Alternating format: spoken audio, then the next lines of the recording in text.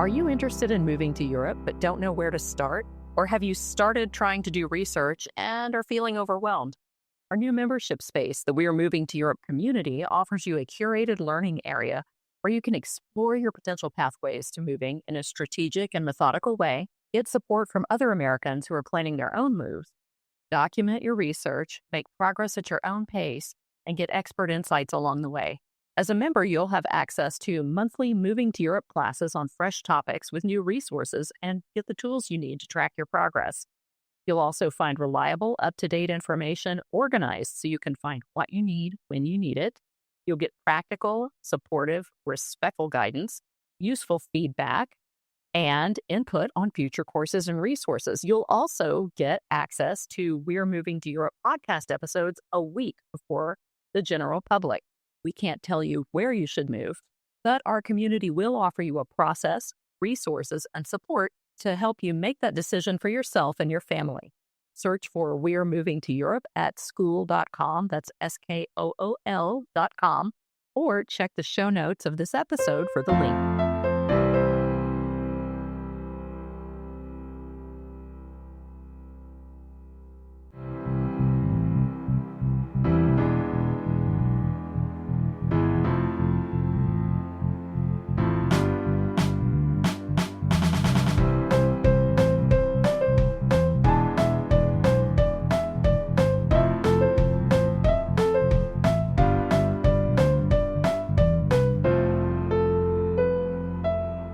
Hello, hola, y bienvenidos. Welcome to this episode of We're Moving to Europe, a podcast for Americans who are curious and or serious about relocating to a European country. I'm your host, Casey Kelly. My young adult children and I all moved from Texas to different countries in Europe over the past few years, and my hope now is to help other Americans who want to move to Europe to plan and execute their research effectively, so you can find the right fit without stressing out, wasting money, or losing time.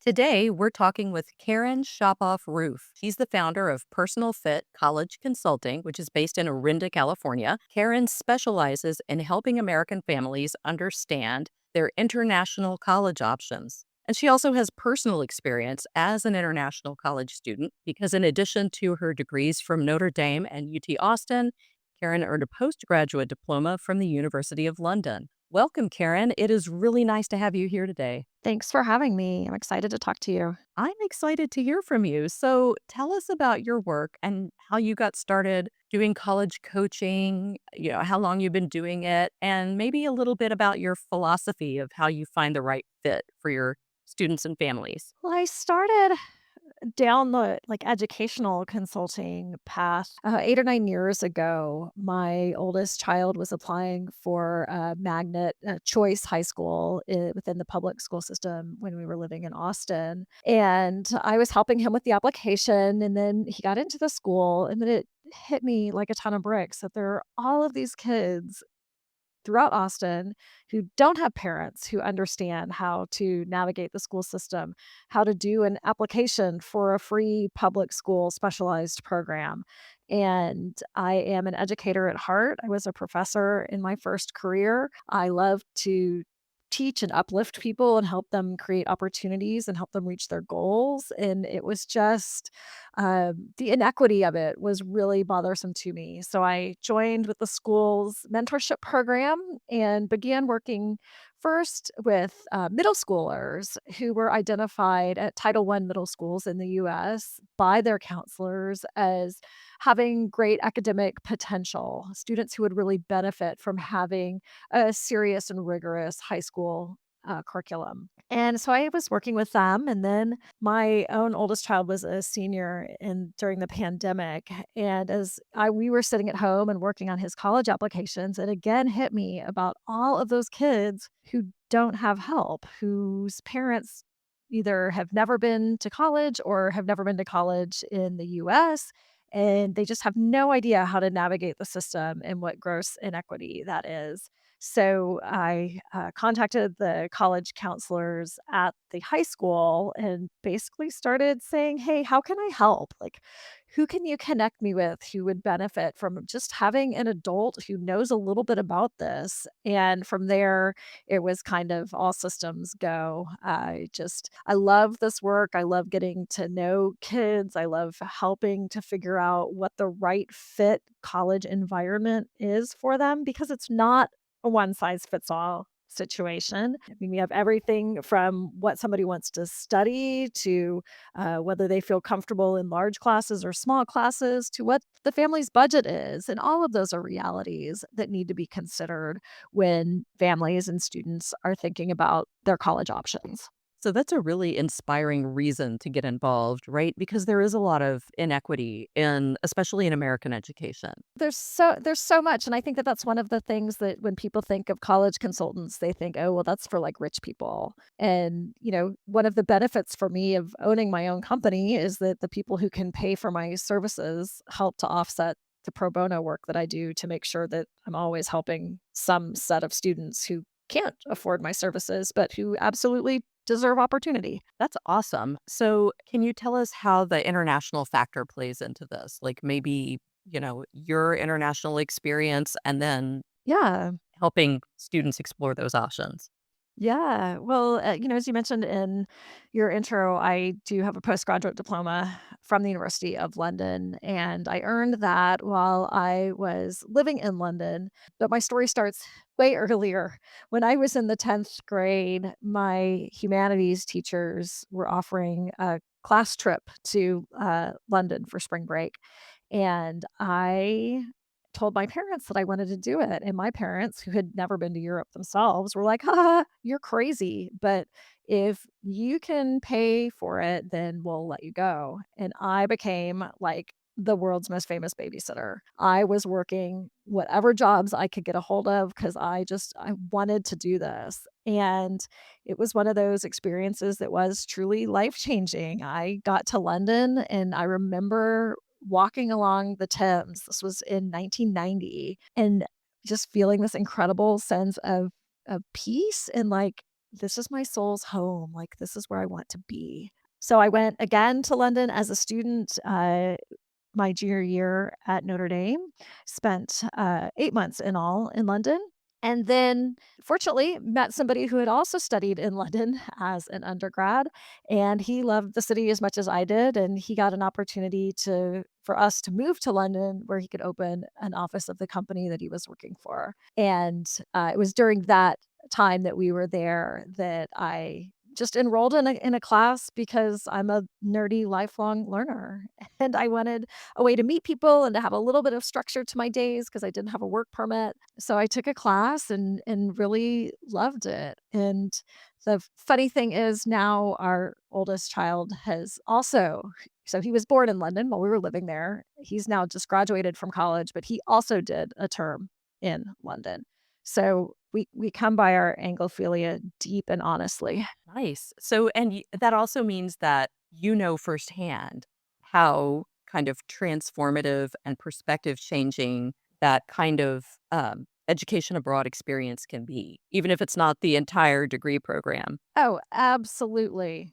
Absolutely, even if it's not the entire degree program, and that's something that, when I'm working with students who, for one reason or another, they understand that, going to college abroad isn't a good fit for them for a lot of reasons. I always try to dig in and figure out if maybe a semester abroad or a 6-week summer program or something could work for what their situation is, because I do feel that it's just an invaluable part of the overall higher education and learning process. Now, something that I didn't mention this before the call, but it just occurred to me that it would be good to talk about is, there are lots of college consultants out there, and most of them seem to be strictly focused on the US college experience, which is, certainly enough on its own, right? Like that's a whole huge domain. Mhm. But I know that you have specialized training Mhm. in navigating that process. Do you want to tell us a little bit about that? I do, sure. So, in my final course for earning a certificate as an independent educational consultant from the University of California at Irvine,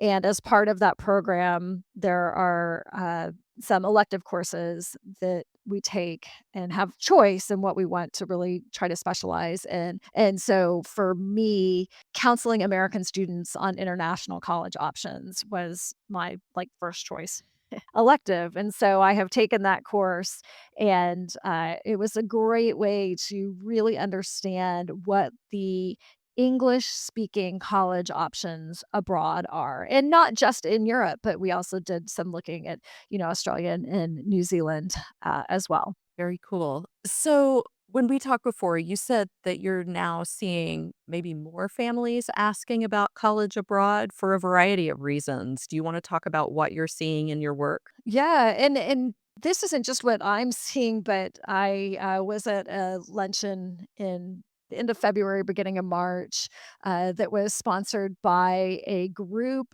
of representatives from English-speaking colleges throughout Europe. All the North American representatives had a luncheon, sort of to present what they were seeing from the other side of the admissions desk, and there were representatives who were indicating that in their, like, end of January to end of February time period, that they had application increases of up to 600%. Gosh. Yeah, it's staggering. And I mean, let's be real clear. These are schools that are not attracting, the tens of thousands of applications that we think of when we think of American universities, right? Maybe in a normal year, they're only getting 50 applications, but still a 600% increase, I think, is statistically meaningful. That we can look at that and see, with the political climate in the United States, there are plenty of people for whatever reason, whether it is, just an individual ideology, or it's religious, or it's sexuality, that they're feeling targeted in the US. And so the opportunity to, uh, this is a really natural transition point in life anyway, going off to college. And so maybe getting themselves literally to a place that feels safer to them is a great option. Yeah, absolutely. Absolutely. So, yeah, so that safety is one issue. And it's safety for people who are part of these marginalized groups that are being targeted. It's also just in a lot of cases, just generalized public safety. Yeah, absolutely. Absolutely. Generalized public safety. There's also the, intellectual freedom. For people who are really passionate about intellectual freedom, it is under extreme attack in the US right now. The options of studying abroad are appealing to a lot of different groups of people for a lot of really motivating reasons. Right. And so maybe to bring that down to the individual student and family level, do you want to talk about what you see in terms of why college overseas can be a better fit than US schools for some students? Yes, for some students, and again, that's, a big part of my work is helping people to understand what is a good fit for them based on the factors that they articulate as priorities. And there are some students for whom going to college in Europe is not a good fit. That's probably an easier one to start with, and that is if you are a student and you're really not sure what you want to major in, going to college in Europe is probably not for you. One of the big key differences in applying to college in Europe versus applying to college in the United States is that you have to be really clear what course or degree program you want to pursue. And so if you have a student who is still very age appropriately finding themselves, there's not really like an undeclared option in most European universities. It is also, in terms of fit, really important to consider a student's maturity level, because this isn't just going off to college. This is going off to college, learning a new culture, maybe, having to do a much higher level of adulting than what you would do in a US university setting, right? You're going to have to go and open a bank account in a different currency. There are a lot of schools there where there's no housing that's guaranteed, even for international students. So you're going to have to go and find a place to live in a city that's unfamiliar to you, and probably doing this from a distance, right, from the US. And so it makes it challenging. It's not like the sort of running off to the circus delightful escapism I think that a lot of families hope it's going to be.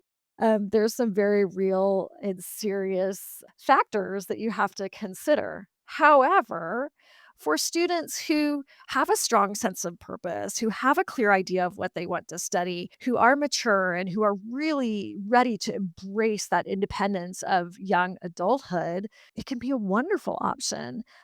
Particularly, in many cases, financially, it can be a great option because most degree programs in Europe are 3 years rather than 4 years. So even if you're looking at the year on year cost being similar, the fact that you're only paying for 3 years rather than 4 years can be a tremendous saving. That, of course, varies from school to school and degree program to degree program. You also do want to factor in what I mentioned earlier about housing costs, because that can be something that makes what seems like a very affordable college opportunity suddenly to become not so affordable or very stressful. Yeah, absolutely. Yeah, you and I talked about how my younger son is going to school in the Yeah, Netherlands, where housing is definitely in short supply and very competitive to get. exactly. And Yep. yeah, that whole situation, I think it stressed me out more than it stressed out my son, Yes. especially the second year after he had to leave the international housing that his school offered. Right. I was ready to hire like a makelaar, a Dutch realtor, and he was like, "Nah, mom, I got it, I got it." And I was like, Yeah. "Okay, but please really have it because." Yeah, right? You have to live somewhere, and we would like for it to be safe and, a healthy environment. But I do think that that's something that some US families really underestimate is the challenge of the housing part of the puzzle. And I know a family who was all set for their kid to go to the school in the Netherlands. But again, because the admissions timeline is a little bit different and you can receive conditional or unconditional offers of admission. And this student didn't receive their final, admissions until, I don't know, first week of July. And then they were supposed to move in end of August. That's a really late time to start looking if you're looking in an area where there's a housing crunch. Yeah, I know my son had classmates who kind of bounced from Airbnb to Airbnb until they finally found a permanent place. Mhm. I mean, that can all be part of the adventure, or it can be a huge stressor, depending. Absolutely. Exactly, exactly, and you have to know your kid. You have to know whether or not that they're, willing and able to roll with it, or if living in that, situation and being in flux would be anxiety producing. So, in addition to just like the whole adulting and adjusting, academically, it seems like European college is different. Like, I don't get the sense that they have the same kind of giant weed out courses that large universities do in the US. Can you talk a little bit about the academic differences? Yeah, sure. One of my very favorite things about European universities is the fact that the admissions process is very transparent. So, if you are a family who is banging your head against a wall trying to figure out like what US colleges for your kid to apply to because it seems like there's some sort of smoke and mirrors or horse and pony show going on behind the scenes, and why does this kid get in, this kid get rejected, and how am I supposed to predict any of this? That frustration is very common and very normal, and I wish it weren't part of the process. Contrast that to the European experience where you can go on the website of any European school and they're going to tell you, in order to be accepted into this program, you, as a US student, are going to need to have, for example, a certain SAT score. You're going to have taken certain AP or IB tests and received certain scores on them. Maybe you're going to need to do an interview. It's very, very clear. Even better, In many cases, North American admissions officers for European schools are happy to do an application pre-read. And what that means is you can email that person and their information will be on the website and say, "Hey, I'm interested in this program. I have seen that these are the admissions requirements. Here are my stats. Can you please confirm that I meet the admissions requirements?" And they'll come back and say, "Yep, that looks great." Or they may come back with what would be like a conditional response that says, "Oh, you're on the right track. We want to see you get a certain score on this AP test that you'll take in the spring, and you'll need to graduate, and then your offer for admission will be confirmed." So it takes a lot of the guesswork out of will I get in, won't I get in, that is so stressful in the American university system. Yeah, so the application process you'd mentioned is different in several ways. It's also different, like in the classroom, in the way that assignments are distributed and the way grades are calculated. So, can you tell us a little bit about that? Once in school, one of the really challenging things for American students, particularly if we're talking here high achieving American students, is to understand that the grading scale is very different. And here, thinking about UK universities specifically, it is the same to some degree throughout Europe. But, if you want to graduate with distinction or honors, like we would call it, then you might need a score of around 70 or 72, which for Americans who are used to getting 95, 96, 97 on their assignments, this can be a little bit of mental gymnastics to get over. And so I always find it really useful to have those conversations with kids ahead of time and to really make sure that they understand that they need to recalibrate their understanding of what is a quote unquote good grade. The other thing to think about is that in many courses, the grade is determined not on a series of projects or a series of papers or homework and discussion and whatever, but really on one either project, paper, or test. And so for students who feel a lot of pressure or anxiety around that like high stakes kind of grading, this schooling option probably isn't a great fit for them. But if you have students who are like, "I hate doing homework. It is a waste of my time. It is such busy work. I want to just like buckle down and go all in on one big project." This is a wonderful system for them. So, those are really some of the big differences. The one other thing that I want to mention is that because you are accepted into a particular program, what we might call a particular major in the US, the system is very rigid. It's quite inflexible. I think this is something that's so important for families to understand from the outset as they're researching and thinking about possible European college options, but then also for the students to really understand what they're getting themselves into. One thing I wanted to ask about, I don't know if this is unique to the program that my son is in. He's in an archaeology program. Mhm. But one of the things that he had to adjust to was that not all of the classes ran the entire semester. Mhm. There were, like, small subclasses that were, just a few weeks, and it was that, that same model of we're gonna get in there, we're gonna learn something, and then you're gonna prove that you learned it. Yes. Is that just his particular thing, or is that something you see it in other schools in the EU? No, I think that's not uncommon. I wouldn't say that it's standard, but it's not uncommon either to have almost like a mini term within the regular term. And sometimes that happens because maybe an expert is coming in and teaching the class and they're only available for a subset of the time and the school has decided that it's worth working around their schedule. I actually had that as one of my courses when I was at University of London. So, again, that would require, though, that a student be really on top of scheduling, time management, all of those, executive function types of skills that are really important for just, managing different schedules. Yeah, but oh boy, I was so jealous because I used to get bored so easily in college, and I was like, "Oh, you get to do different you don't have to do the same thing all semester long? Ooh." Right. Yeah. Yeah. Well, and it's a deep dive. I mean, it also works the other way, right? If you have to take a course and you're in it and you're like, "Oh my god, this is horrible," or "I do not like the instructor. This tutor is not my person."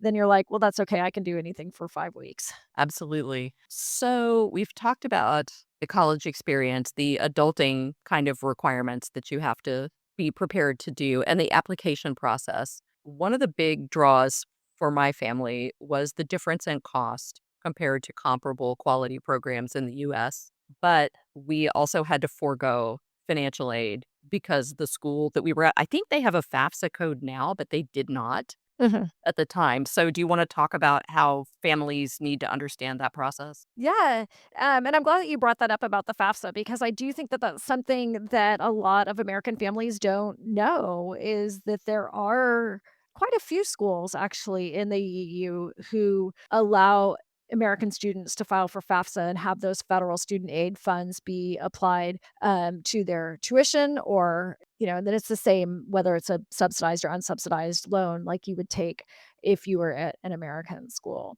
I think also that people should understand that in some cases, there are scholarships available for international students. So it's not a situation where if I choose to go to college in Europe, then I'm, taking myself out of the running of getting any type of merit aid.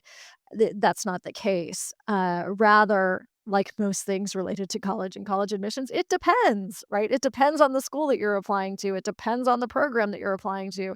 It depends on how strong of an applicant you are. But doing your research ahead of time, if finances are part of your decision making process, then make sure that you're doing that research to look at school by school, what are the options for international student scholarships? They do exist. And like I said before, I think that a lot of people go down this path of looking at European universities because they think, oh, 3 years, that's awesome. It's going to be so much cheaper. And it can be. It absolutely can be.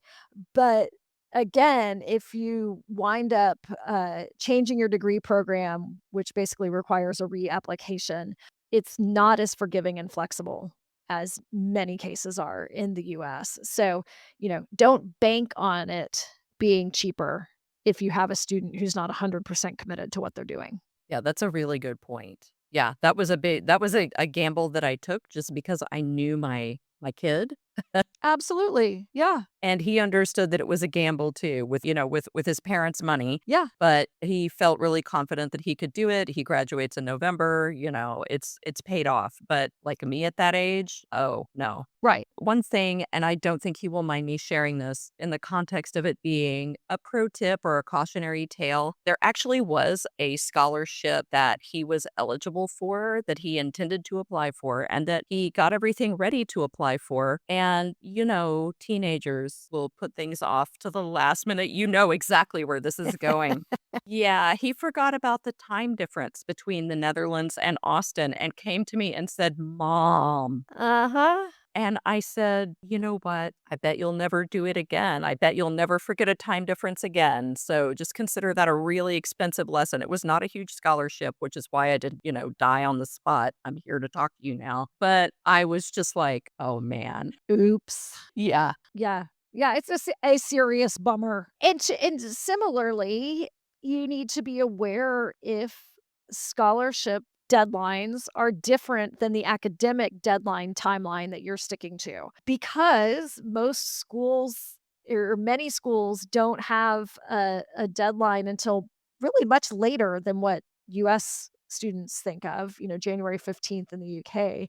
There might be scholarships where the deadline is earlier. And so you would hate to be in the situation of just missing out because you hadn't researched it early enough. So, And that's where having a consultant can come in to kind of help with that. yeah. So we've talked a little bit about kind of the traits and attitudes and habits that can help students succeed. Is there anything else along those lines that you want to highlight before we get into like maybe talking about planning strategies and some of the family dynamics? Yeah. Yeah, one thing that I will point out, another really big difference in terms of academics is that if you have a student who is in high school and has a 504 or IEP plan, the support services offices that you might be anticipating in college in the US don't really exist in the same way in the UK. There are some. at some very particular schools, and I'm speaking UK specific here because those are the ones that I've done the most research on. But if you have a student who's heavily reliant on accommodations, that may be more challenging in Europe. That's something where you definitely need to do detailed school-specific research first. Exactly, exactly. Yeah, that's a good point. So let's say you've got a teenager or parents who are interested in this. What's the timeline? When should they start thinking about this? And, what kind of planning should they be doing and when? Yeah, it's such a delicate dance, such a balance, because, we certainly don't want kids to burn out before they get to college. And so for some kids, starting the college talk early in high school is very stressful for them. They don't want to think about it. They're not ready for it. You know your kid best. You need to pick up on what they're putting down. However, because the admissions requirements for EU schools are as transparent as they are, and there are very clear standards that have to be met in order for your student to be accepted.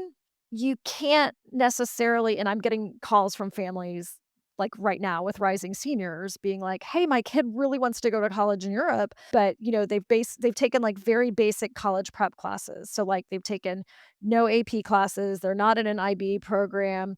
They were planning on going test optional. So, I'm having to come back to those families and say, your options are going to be extremely limited because of the way that American students are evaluated by EU universities, relying very heavily on SAT or ACT, AP tests, and IB tests. So, if you have a child earlier in the process, earlier in high school, who even might want to go to college in Europe, thinking about the appropriate high school coursework so that they can take those AP or IB exams and doing the test prep so that they can have as strong of a SAT or ACT score as possible will just create as many opportunities for them as they can get. That is good to know. You're working toward transparent requirements, which is very different Yes. and seems a lot less stressful. Yes. One thing I wanted to ask about, because with our experience, all the planning happened during the pandemic. So we didn't even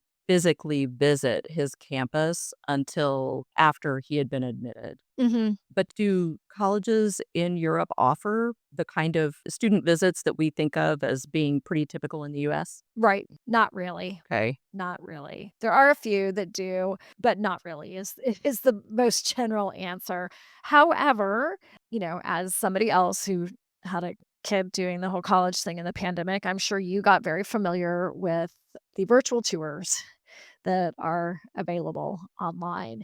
And one of the great things is that I think that the virtual tours for many European schools are better than the US schools. And it's funny because I think they're better because they're less produced. They're less like Instagrammy, if you will. So it's less like a sales pitch, like I think most virtual tours of US colleges are. And it's much more of a here is the building and we're actually going to look at it rather than some sort of stylish quick pan and, a cute people walking across the screen. So lean in on the virtual school visits for any European schools. I think they're far superior. That's interesting. Yeah, my kiddo watched a lot of stuff online, and Yes. there was also his school had a really strong international student kind of outreach group. So, Yeah. Some schools really do. And I think honestly that more and more, that's a big change, compared to what I was used to as an American, going to school, University of London now, 20, yikes, 2 years ago. There is much more awareness of an international community. There are schools that even have like international student lounges where they're looking to bring students together to create community, to try to maybe alleviate some of the homesickness or just be resource to answer common questions so that students can make an easier, smoother transition. okay, speaking of transitions, college is a big transition on its own, and not just for your student, but for the whole family. Sure. So, are there any sort of extra layers of I already knew that I was moving to Europe too. I wasn't allowed to move to the Netherlands because that would have been cramping my son's style. Apparently, like living in the same country would be too close. Hmm. But so I already knew that I was moving. So I wasn't too distressed about the idea of having an ocean between us for that long. Right. But, it was a consideration. Sure. So, how do you recommend that the parents and the kids prepare for that kind of big double transition of college and a new country? And I guess it's, a three thing because that's your first time out of the nest. Right. And I mean, you're so wise to ask this question and to help people see this as an issue before it becomes an issue because there's the natural transition regardless of whether your kid is living at home and going to community college in the same town that you've always lived in, or whether they're going to pick up and go to school abroad. And part of it is just that developmental transition, right? And the shift from being a kid to an adult and having adult responsibilities.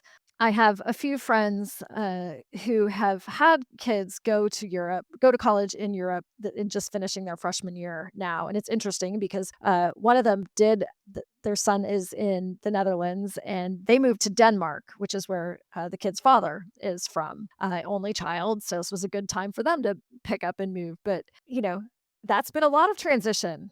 I think that in some ways it makes it easier because everybody is going through change, and so they're very easily able to talk about it. I have another friend whose daughter went to college in Spain and is a super outgoing, super extroverted, bubbly, everything you could want in a young adult child, who's had a really hard transition. And I think in some ways it was really hard for them because it was so unexpected, right? Her homesickness, her challenge of meeting people, of building community, because it's not the same, residential collegiate environment like going and living in a dorm where you have an automatic community.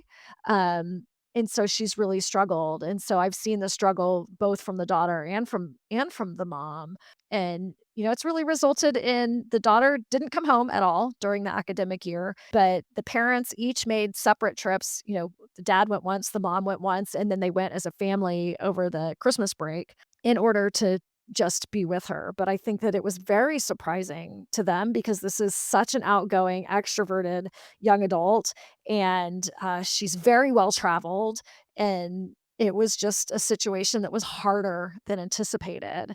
So I think as a parent, I look at that, and this family did such an admirable job supporting their young adult daughter. But like recognizing that just because you're excited about going to school and you're well traveled and you think you've got it, that doesn't necessarily ensure a perfect transition. And it doesn't mean you've done anything wrong.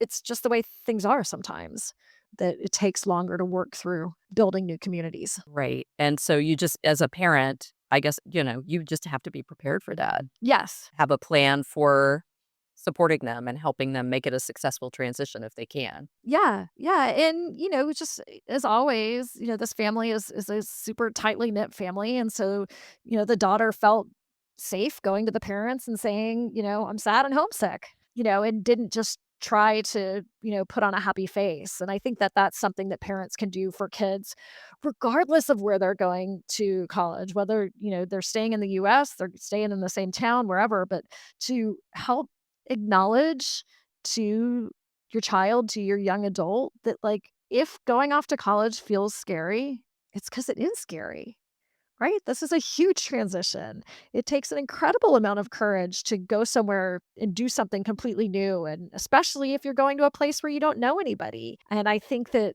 maybe just, speaking that truth to a young adult and letting them hear that, they're not doing anything wrong if this feels hard and scary. It's just a challenging step of life. Yep. Mhm. Yep, that's just part of the fledging process.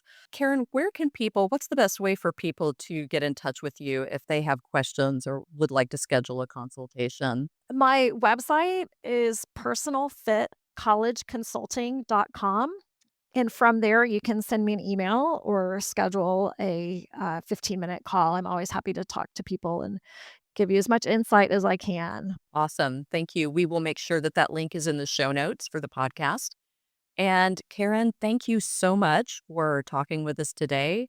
Again, Karen Shopoff Rooff, founder of Personal Fit College Consulting in Orinda, California, helping families navigate their college options, including international options with English speaking degree programs. Karen, thank you so much for joining us. Thanks for having me. It was fun. That's all for now. Thank you for listening to We're Moving to Europe, a podcast for Americans who are curious and or serious about relocating to a European country. I'm your host, Casey Kelly. Our producer and editor is Magdalena Lass, and our music was composed by Sage Barton. For more resources and to join the conversation, connect with us on Substack at We're Moving to Europe.